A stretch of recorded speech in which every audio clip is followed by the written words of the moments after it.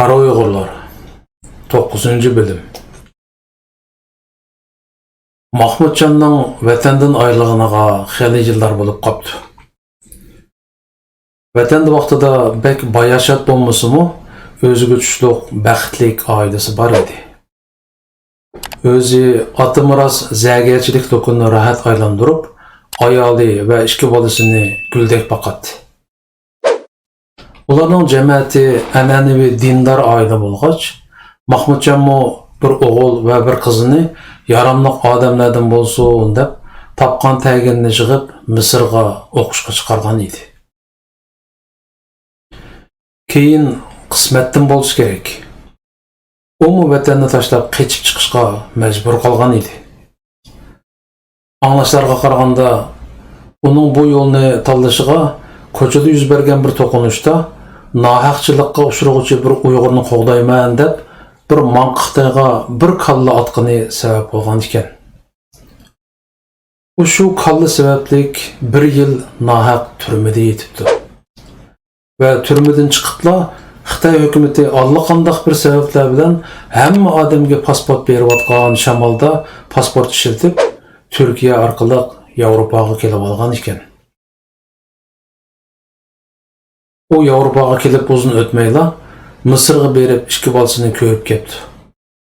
Va bir amallarni qilib Yevropaga akilib olganligini va'da qilib qaytib kelgan ekan. Bolalar vatanda qolgan opasiga tartishilganligini isbot qilgan bo'lsa-mu, dadasining aytganlariga qo'shilgan ekan. Uzun o'tmayla Misrda yer tevrabdi. Va u yerdagi Uyg'ur o'quvchilar bir-birlab vatanga majburiy qaytarilishga boshlabdi. Mahmudjon ikki bolasi bilan kunda degidek ko'rishib turadi ekan.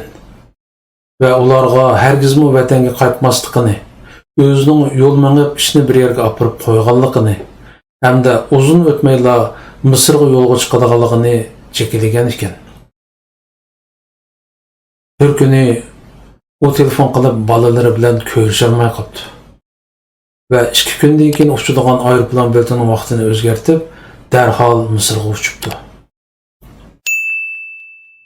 Misrga kelibla taksiga o'tirib, bolalari turadigan kiralik uyga ushgan Mahmudjon, ular turgan uyning eshigining ang ochiq turganligini ko'rib, qattiq cho'chibdi. Va uyga o'zini etibdi.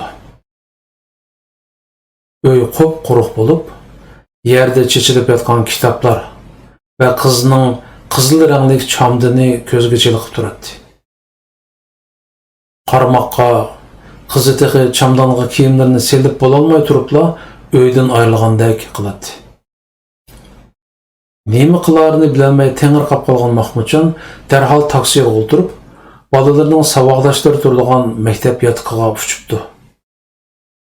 U yerda Alloh-zotlikda yuk taqlarini tayyorlayotgan bolalarning bir savoqdoshini uchirtibdi va bolalarini so'rabdi.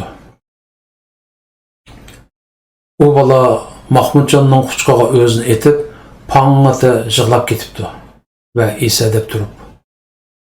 Mahmudjonda da vaziyat pek keskin. Xitoy hukumati hammamizni vatanga qaytishga zo'rlayotdi.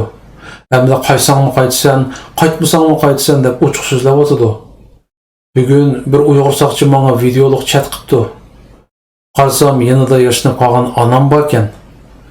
Bechora onam baq o'qib ketgan chiroy. U menga titrak ovozda yig'lab turib, "Jinim bolam, darhol qaytib kel. Men jon uzay deb qoldim. Keslim bak ig'ir. Seni oxir qatim bir ko'rib olay" dedi. U Uyg'ur saqchi menga konsulxonaning vatanga qaytishimga yordam qilganligini hamda at konsulga berishim kerakligini aytdi.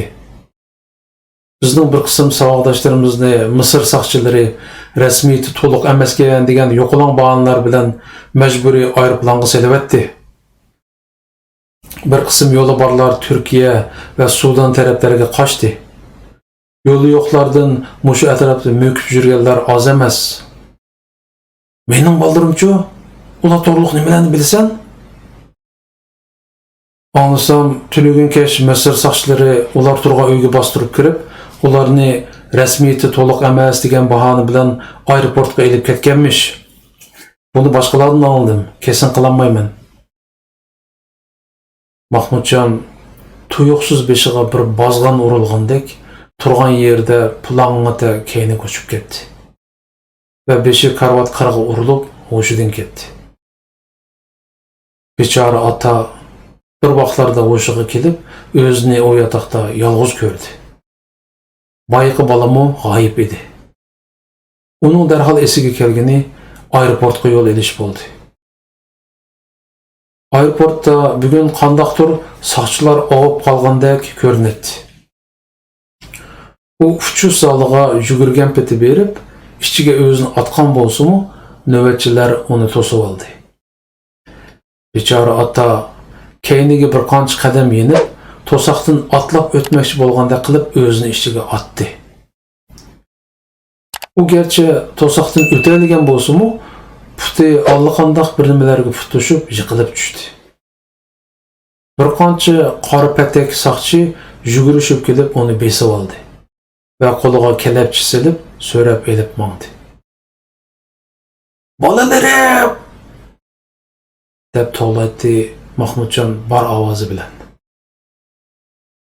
U mushu so'ralgan peti elib ketilayotgan holatida bir qism soqchilarning Uyg'urga o'xshaydigan bir qism yoshlarni so'rab degidek ichiga elib kirib ketayotganligini ko'rdi va ko'zlari qorong'ulashib mag'dursizlandi. Aradan yillar o'tdi. Mahmudjon ne hayat, ne o'lik ekanligini bilolmagan bir holatda kun sanaydi. Bechora odamning hayotdan kutadigan hech nimasi qolmagandek qiladi. Chiroyida qon didori qolmagan bu ota ba'zida bu razil dunyodan o'libli qutulishni o'ylaydi. Ammo aytishlarga qaraganda musulmonlarda o'lib o'lish harommish. O'ylamay desimi, ikki o'moq farzandining go'zal simolari kech kunduz uningga namoyon bo'lib, uni qandaqdir bir ishlarga undaydi. Intiqom o'ti butun vujudini chirmab olgan edi. U bir qancha qatim qo'liga qurol elib, hozirmi bo'lib boqdi. Ammo men qon to'ksam dushman emas. Avval o'z xalqimni terroristlik qilib yuzimizni to'kdi deb namozimni tushirmay qolarmi? Degandeklarni xiyoldan vallati kechirib, turgan yerda o'tirib qolgan edi. Bir kuni u o'z turishliq davlatdagi tashkilot mas'ulining uyiga bordi va ko'nglidagini to'kdi. Kesim qila olmayman. Ammo anglashlarga qaraganda Xitoylar o'g'limni lagerda urib o'ldirib o'tibdi. Qizimni 18 yillik kesgan ekan. Uni Xitoy iblislari turmada oyoq osti qilgan o'xshaydi. Uzun o'tmayla uning allaqanday sabablar bilan o'lganligining xabari chiqibdi. Mening hamda yashashimning hech ahamiyati qolmadi. Men Xitoydan qonga qon qisos olay deyman. Bilmadim. Siz qanday qaraysiz-kin? Mahmudjon, ko'nglingizni tushunaman. Debdi tashkilot mas'uli qiyosan qarab. Bu ish nurg'unlarimizning boshiga keldi. Ammo ishning ochig'ida chapanni o'tib solsa xato qilgan bo'lamiz. O'ylab beqing. Bizga bevosita yetakchilik qilayotgan qurultoy nizomnomasiga zo'ravonlikqa, terrorizmga qarshi turamiz deb aniq yozgan tursa, ham barliq so'rovlarda shuni ta'kidlab kelyapsa, siz agar bir ish terib qo'ysangiz, bu ish siz bilan ketmay, balki butun da'vo ishlarimizga passiv ta'sir ko'rsatadi va bu davlatdagi Uyg'urlarning ishini taslashtirib o'tadi.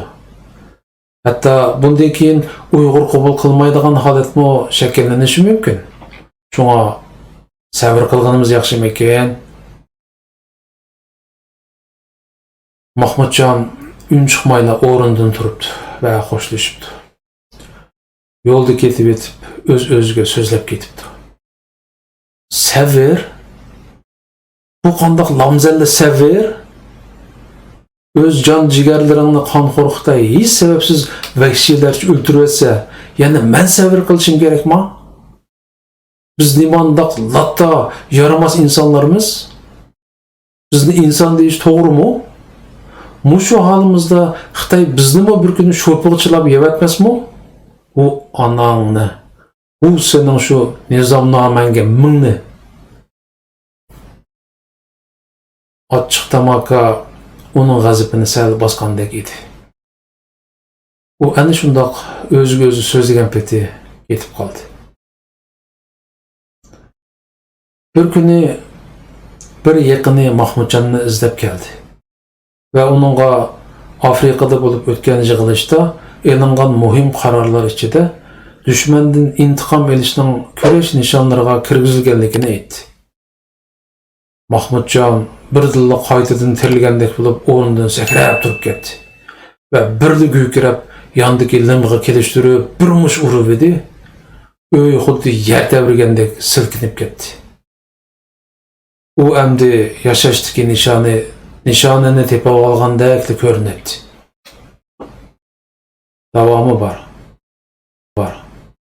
Bor. Bor. Bor. Bor.